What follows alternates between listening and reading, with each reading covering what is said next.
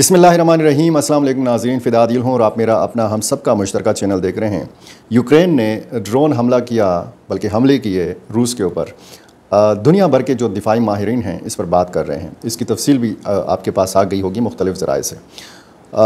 Drone technology जो है वो बड़ा तेज़ी के साथ फ़रोग़ पा रही है और मुख्तलिफ़ मुल्कों के जो दिफाई माहिरीन हैं, जो बड़ी ताकतें हैं, अब वो ये सोचने पर मजबूर हैं कि हमारे फ़ौजी, हमारे टैंक, हमारे लड़ाका तैयारे, वो जहाज़, वो बहरी बेड़े, वो अब किसी काम के नहीं रहेंगे। AI का ज़माना है और ड्रोन टेक्नोलॉजी जिस तरीके से यूक्रेन ने इस्तेमाल की है, 4300 किलोमीटर अंदर घुसकर रूस के अंदर निशाना बनाया है। 40 से ज़्यादा जो जंगी तैयारे, वो तैयारे जो एटमी हथियार ले जाने की सलाहियत रखते हैं, दूर तक मार करने की सलाहियत रखते हैं, ये जहाज़ तबाह किए हैं यूक्रेन ने। अब ज़ाहिर है कि यूक्रेन और रूस का जो मामला है ये बहुत दूर तक जाएगा। हमारा आज का फ़ोकस जो है ये पाकिस्तान, हिंदुस्तान और अफ़गानिस्तान के मामलात के हवाले से है और ख़ुसूसन ड्रोन टेक्नोलॉजी के तनाज़ुर में। कुछ ख़बरें भी हैं खैबर पख्तूनख्वा और पंजाब से मुतल्लिक़, और यहाँ पे जो सिक्योरिटी मामलात हैं वो आखिर में मैं आपको बताऊँगा। अफ़गानिस्तान के अंदर बड़ा संजीदगी से ये सोचा जाने लगा है कि ड्रोन टेक्नोलॉजी जो है ये हासिल करने की अब ज़रूरत है। आपको पता है अफ़गानिस्तान की एयर फोर्स जो है वो ना होने के बराबर है। पाकिस्तान ने जब फ़िज़ाई कार्रवाई की थी बरमल में, पक्तिका में, इससे पहले खोस्त में, और जो पाकिस्तानी मिलिटेंट्स के मुबैना ठिकाने हैं, पाकिस्तान का दावा ये था कि उनको निशाना बनाया गया। तो अफ़गानिस्तान साइड से कोई जवाब नहीं दिया गया पाकिस्तान को। अब अगर आप हिंदुस्तान और पाकिस्तान का मामला देखें तो इसमें ड्रोन टेक्नोलॉजी का इस्तेमाल किया गया है। पाकिस्तान ने भी ड्रोन्स इस्तेमाल किया, हिंदुस्तान ने भी ड्रोन्स इस्तेमाल किए, और इसमें हिंदुस्तान की जानिब से जो ड्रोन्स इस्तेमाल किए गए थे उनको ख़ुदकुश ड्रोन कहा गया। इसराइल साख्ता ये ड्रोन्स थे, यानी ये उड़ के आए और मुख्तलिफ़ इलाक़ों पे ये जाके हिट हुए और हिट होने के साथ ही ये तबाह हो गए। एक तो वो क्वाडकाप्टर या ऐसे ड्रोन तैयारे के जो मिज़ाइल ले जाने की सलाहियत रखते हैं, जैसे अमरीकी ड्रोन हमले हमने देखे हैं, पूरी एक तारीख़ है। कबायली इलाकों में आप देखें TTP के जो टॉप लीडरशिप है वो इन्हीं ड्रोन हमलों का निशाना बनी है। अब ये जो ड्रोन टेक्नोलॉजी है ये मिलिटेंट्स के हाथ भी लगी है। कुछ ऐसी वीडियोज़ मौजूद हैं, कुछ ऐसे शवाहिद मौजूद हैं कि जो कबायली इलाकों में मिलिटेंट्स हैं, जो खैबर पख्तूनख्वा में सरगर्म हैं, इनके हाथ भी ये टेक्नोलॉजी लगी है। अब अरबों डॉलर का ये जो एक असलहे की मार्केट है, ये अब ये सोचने पर मजबूर हो गई हैं कंपनियां, फैक्ट्रियां कि हम अगर टैंक बनाते हैं तो उसका कोई फ़ायदा नहीं है। हम अगर जंगी जहाज़ बनाते हैं तो जंगी जहाज़ों का जो हशर हुआ, जो रफ़ेल का हशर हुआ पाकिस्तान के हाथों, जो जिस तरीके से इंडिया ने उड़ाए, अब इसमें ज़ाहिर है कि ड्रोन सिर्फ़ एक कैमरे तक महदूद चीज़ का नाम नहीं है। ड्रोन कैमरा एक 80,000, 1 लाख, 1.5 लाख तक पाकिस्तान में मिल जाता है। उससे सिर्फ़ आप जो है वो निगरानी कर सकते हैं, मॉनिटरिंग कर सकते हैं। ये जो यूक्रेन ने ड्रोन इस्तेमाल किए हैं, $500, $1,000, ये क्या कीमत है? और इसका नुकसान आपने देखा कि कितना भारी नुकसान रूस को पहुंचाया है। रूस और यूक्रेन ने ये जो आपस में जितनी भी जंग लड़ी है, इसमें सबसे बड़ा जो हमला किया है यूक्रेन ने किया है, और अपने से कई गुना बड़ी ताकत को ऐसा ललकारा है कि वो अब सोचने पर मजबूर है कि इसका जवाब दिया जाए तो किस तरीके से दिया जाए। रूस ने भी जवाब में 450 से ज़्यादा ड्रोन उड़ाए, वहाँ पे यूक्रेन पे छोड़े, हमला किया। उसमें जानी नुकसान भी हुआ है, लेकिन जो 1 जून को यूक्रेन ने किया और फिर 2 जून को जो तफसीलात सामने आ रही हैं, और ज़ाहिर है कि जैसे जैसे दिन गुजरेंगे ये इसकी तफसीलात जो हैं ये सामने आएंगी। ये ड्रोन यूक्रेन ने उड़ा के, यानी यूक्रेन की सरहद से उड़ा के नहीं पहुंचाए रूस के अंदर। 4300 किलोमीटर दूर एक ड्रोन का या मुतअद्दिद ड्रोन्स का उड़ के जाना भी ज़ाहिर है कि एक मुमकिन सी बात नहीं लगती। ये फ़िज़िकली स्मगल करके पहले पहुंचाए गए, और इसमें कितनी तैयारी और इसमें कितना जो है वो जहन इस्तेमाल किया गया है, कितना दिमाग इस्तेमाल किया गया है यूक्रेन की तरफ से। ज़ेलेंस्की जो हैं ये बज़ाहिर अच्छे कपड़े पहनने वाले शायद लीडर ना हों, यूक्रेन के सदर ना हों, لیکن انہوں نے ڈونلڈ ٹرمپ کے سامنے کہا تھا کہ جب یہ جنگ ختم ہو جائے گی تو میں آپ کی طرح سوٹ پہن کر آؤں گا اور آپ سے بات کروں گا. آپ کو یاد ہے وہ ملاقات جس طریقے سے ایسے انگلی ہلا ہلا کے دونوں ایک دوسرے سے بات کر رہے تھے. ولادیمیر پوٹن جو ہیں یہ ایک ایسے لیڈر مانے جاتے ہیں روس کے کہ جس کے مختلف ملکوں کے ساتھ اچھے تعلقات بھی ہیں، لیکن یہاں پر جو معاملہ یوکرین کے ساتھ ہے تو ظاہر ہے کہ یہ معاملہ بہت دور تلک جانے کا خدشہ پیدا ہو گیا ہے. ترکی میں مذاکرات ہونے ہیں اور اس کی تفصیلات بھی بہت جلد آ جائیں گی کہ کن شرائط کے تحت یہ امن مذاکرات جو ہیں یہ ہونے ہیں. ایک طرف یہ تیاری ہو رہی تھی اور دوسری طرف یوکرین نے اتنا بڑا حملہ کر دیا. اس میں اب ظاہر ہے کہ روس کا معاملہ اب بڑھے گا امریکہ کے ساتھ بھی. امریکہ نے ولادیمیر پوٹن کو پاگل قرار دیا ہے. روس اور چین کی قربت بھی جو ہے اس کا امکان بھی بہت زیادہ ہو گیا ہے اس معاملے میں، اس سارے معاملے میں، کیونکہ جب اس طرح کا معاملہ ہوتا ہے تو پھر مختلف ممالک کی سپورٹ بھی حاصل کی جاتی ہے. یہ جو جس طریقے سے اسمگل کر کے ڈرون پہلے پہنچائے گئے، تجارتی جو مقاصد کے لیے استعمال ہونے والے ٹرک ہیں ان کے ذریعے پھر وہاں پہ پہنچائے گئے، اور آپ کو یاد ہے کہ جس طریقے سے پیجر حملے ہوئے تھے اسرائیل کی طرف سے شام میں، لبنان میں، اچانک سے جو ان کے پاس لوگوں کے پاس پیجرز تھے وہ پھٹنا شروع ہو گیا، اس میں جانی نقصان بھی ہوا تھا. اب ظاہر ہے کہ اس میں ایک طویل مدت لگتی ہے، یہ راتوں رات نہیں ہے کہ ایک منصوبہ بنا اور اس پر عمل درآمد ہوا. یہ جو یوکرین نے کیا ہے اس میں 18 مہینے لگے ہیں.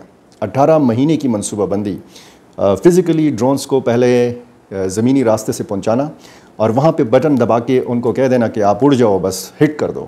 41 طیارے، وہ طیارے جو ایٹمی ہتھیار لے جانے کی صلاحیت رکھتے ہیں. دنیا اب اس بات پر سوچ رہی ہے کہ کیسے خود کو مضبوط کیا جائے. ہر ملک جو ہے اس حوالے سے اب ڈرون ٹیکنالوجی کی مانگ میں اضافہ ہو رہا ہے.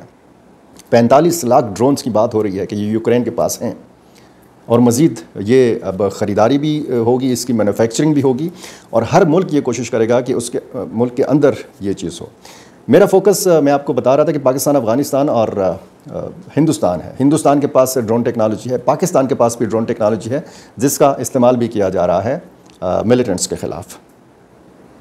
کواد کاپٹر یا ڈرون کے ذریعے جو ہے اس مانیٹرنگ بھی ہوتی ہے، نگرانی بھی ہوتی ہے، اور ٹارگٹ کو ہٹ بھی کیا جا رہا ہے. افغانستان کے پاس کیا ہے؟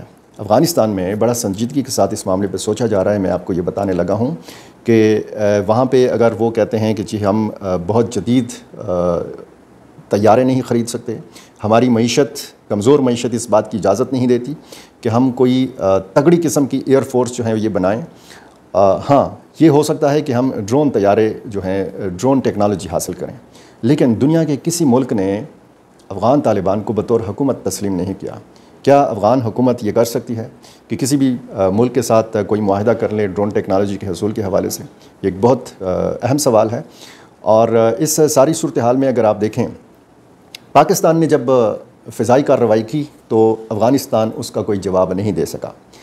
ایران اور پاکستان کا معاملہ الگ تھا. آپ کو پتہ ہے کہ جب ایران نے میزائل داغا پاکستانی حدود کے اندر، ٹارگٹ کیا اپنا ہدف، تو پاکستان نے پھر جواب دیا میزائل داغ کر.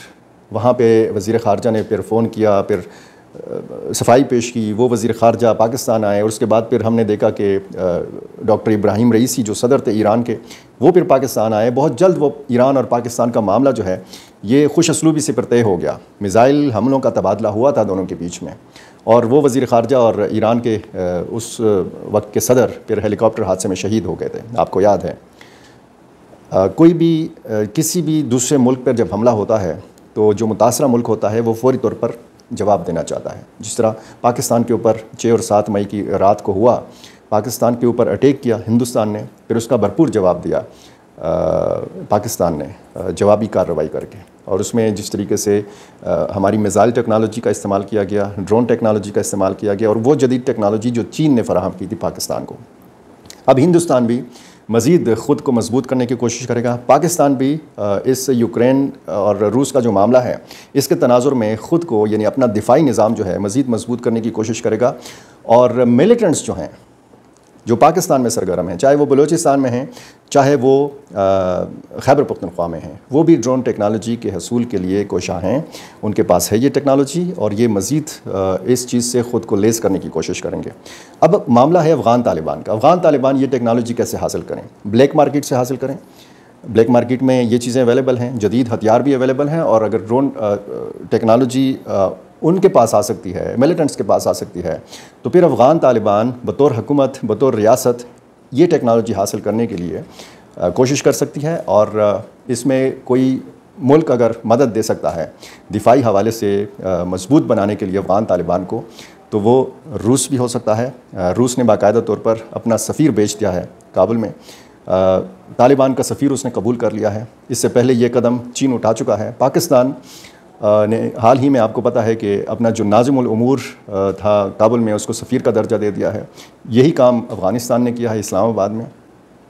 تو چین کی جو ٹیکنالوجی ہے وہ مل کر استعمال کر سکتے ہیں پاکستان بھی اور افغانستان بھی. لیکن اس میں شرط یہ ہوگی کہ افغانستان اور پاکستان یہ ٹیکنالوجیز جو ہیں، جو بھی جس بھی شکل کی ٹیکنالوجی ہے، وہ ایک دوسرے کے خلاف استعمال نہیں کریں گے. دنیا بڑا تیزی کے ساتھ بدل رہی ہے، ٹیکنالوجی بڑا تیزی کے ساتھ ترقی کر رہی ہے، اور اس میں آرٹیفیشل انٹیلیجنس کا جو رول ہے وہ بہت زیادہ اہم ہے. یہ چونکہ بہت زیادہ ٹیکنیکل معاملہ ہے، لیکن میں صرف بتانے کا مقصد یہ تھا کہ دنیا جو ہے نئے طریقے جو ہیں اپنی دفاع کے حوالے سے یا دوسرے ملک پر حملہ کرنے کے حوالے سے، یہ حکمت عملی جو ہے وہ چینج ہو رہی ہے. ایک خبر میں نے آپ کو کل بتائی تھی. پنجاب میں ڈیرہ غازی خان میں ایک کارروائی ہوئی تھی اور اس میں 4 ملیٹنٹس کو مارا گیا تھا. اس میں یہ بتایا گیا ہے کہ حبیب الرحمان نام کا ایک کمانڈر جو ہے یہ اس میں مارا گیا ہے. اس کا جہادی نام سیف اللہ ہے، اس کا دعوتی نام عبد البصیر الشامی ہے، اور اس کا تعلق جو ہے امیر حمزہ ٹاؤن احمد پور شرقیہ ضلع بہاولپور سے ہے. اور یہ انٹیلیجنس کی جو ذمہ داریاں ہیں ملیٹنٹس کے لیے یہ انجام دیتا تھا. یہ اس حملے میں جو ہے یہ بتایا گیا ہے کہ یہ مارا گیا ہے ڈیرہ غازی خان میں. پاکستانی فورسز نے کارروائی کی ہے دتا خیل شمالی وزیرستان میں، اور 18 ملیٹنٹس جو ہیں یہ مارے گئے ہیں. بولان بلوچستان میں بھی ایک کارروائی ہوئی ہے اور 4 ملیٹنٹس کو مارنے کا دعویٰ کیا گیا ہے. دوسری طرف ہم دیکھتے ہیں کہ ہندوستان کے جو مختلف وفود ہیں وہ مختلف ملکوں میں سرگرم ہیں. اسی طرح امریکہ میں موجود ہے پاکستانی وفد. غالباً یہ 9 رکنی وفد ہے جس کی سربراہی بلاول بھٹو زرداری کر رہے ہیں، اور اقوام متحدہ کے جو حکام ہیں ان سے بھی، اور امریکی حکام مختلف وہاں کے تھنک ٹینک سے بھی ملاقاتیں جو ہیں یہ شیڈولڈ ہیں. اس ملاقات میں، اس وفد میں شیری رحمان، ہنا ربانی کھر، جلیل عباس جیلانی، مصدق ملک، خرم دستگیر خان، فیصل سبزواری، بشرا انجم بٹ اور تہمینہ جنجوعہ شامل ہیں. اور ایک دوسرا وفد جو ہے یہ سید طارق فاطمی کی قیادت میں ماسکو روانہ ہو گیا ہے، روس روانہ ہو گیا ہے. جب روس میں ظاہر ہے کہ ایک ہنگامی صورتحال ہے تو ایک وفد کا وہاں پہ جانا کتنا خطرناک ہو سکتا ہے. ظاہر ہے کہ جب آپ یہ ویڈیو دیکھ رہے ہوں گے تو ہو سکتا ہے طارق فاطمی صاحب جو مشیر خارجہ امور ہیں وزیر اعظم پاکستان کے، یہ وفد ہو سکتا ہے کہ روس پہنچ چکا ہو. معاملات کچھ اور بھی ہیں. اگلی ویڈیو تک کے لیے اجازت دیجیے، اور میرا چینل اگر آپ نے سبسکرائب نہیں کیا تو یہ کر لیجیے، اور مجھے اپنی رائے سے ضرور نوازا کیجیے. بہت شکریہ.